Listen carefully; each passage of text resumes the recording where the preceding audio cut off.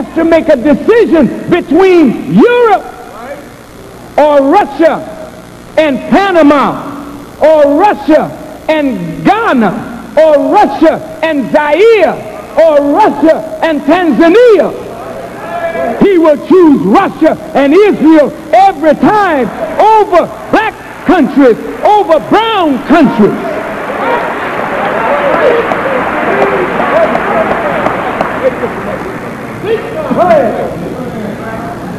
So they say that the president now will have to give aid to the Soviet Union and to the struggling new democracies in Europe. Meanwhile, in Africa, all the African economies are in decline. The African governments whose blood has been sucked by Europe for hundreds of years now is sitting as a neo-colonialist master, because all of Africa is in debt to the World Bank or the IMF.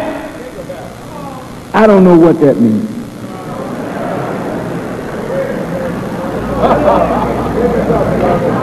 Black folk will find a meaning for that.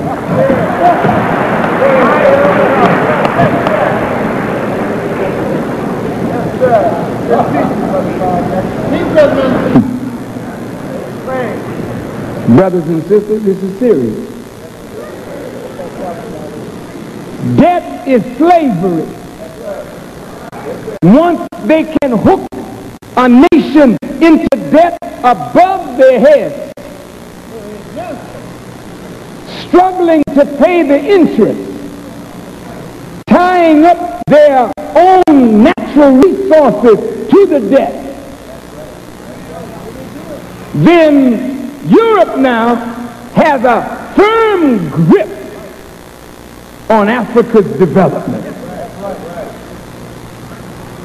Then the president says to the brothers and sisters in Africa, we don't want any authoritarian military regimes. We want you to adopt a more democratic form of government.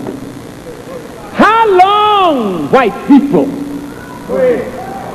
were you evolving until you got to this pseudo-democracy? Democracy gives the people the right to choose the direction. Giving people the right to choose is giving power to the people. Democracy presupposes the growth of intelligence that would allow the voter to vote that which is in the voter's best interest. This cannot be a true democracy with 85% of the people believing in a mystery God. Poison animal eaters don't understand the law of cause and effect. But you give them the right to vote, but not the intelligence to exercise it. You don't feed the American public the knowledge that the American public needs to make decisions for themselves.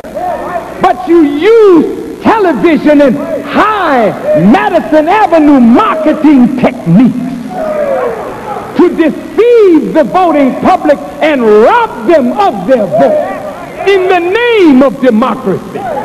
But it took you 6,000 years to get to this. Now you want a black government to jump into democracy overnight.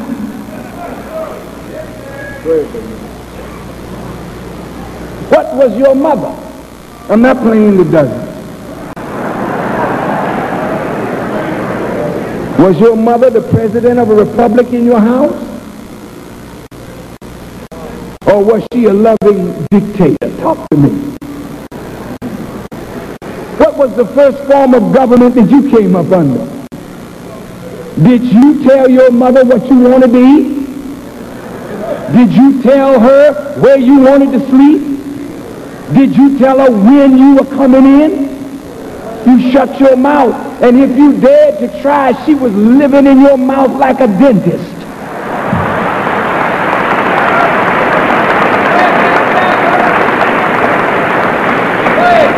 As you matured based upon her training of you, you demanded a different kind of handling.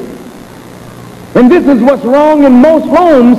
We don't know when to give up dictatorship and when to reason with our children and to develop a more liberal form of government. The same way it happens in the home, it happens in the development of nations. Every nation that evolves starts first with a person. I want you to listen good. A person born out of the longing of a people to be free, and that person becomes the embodiment of the ideals of that coming nation. Are you listening? It is the responsibility of that person to feed knowledge to the people. It is the responsibility of that person to lovingly dictate until the knowledge is firmly rooted in the people, that the people may then be given the right to vote, because then they know what is in their best interest. Moses was a dictator. You don't want to call Moses a dictator, but he was a dictator. He gave Israel the dictates of God. He fed Israel until she became wise enough to know what was in her best interest. Castro is an individual. Mao Zedong was an individual. All the great prophets and leaders were individuals who came up to serve the nation by transmitting knowledge to an ignorant, oppressed people. You're not oppressed because you're black. You're oppressed because you don't know. And when you begin to know, oppression will leave, not because you're black or white, but because you know how to get out from under an oppressor. You understand me?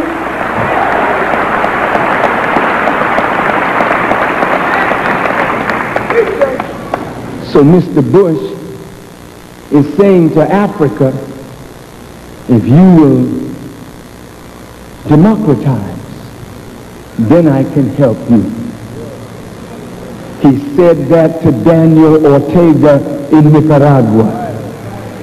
And when Daniel Ortega said, we'll have elections, the CIA sent millions of dollars into Nicaragua to buy an election to put into power those that would be amenable to America's foreign policy objectives.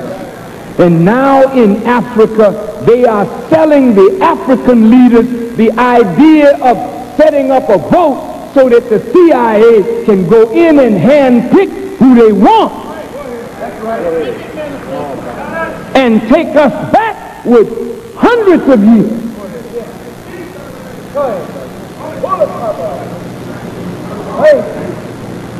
The Caribbean is no better.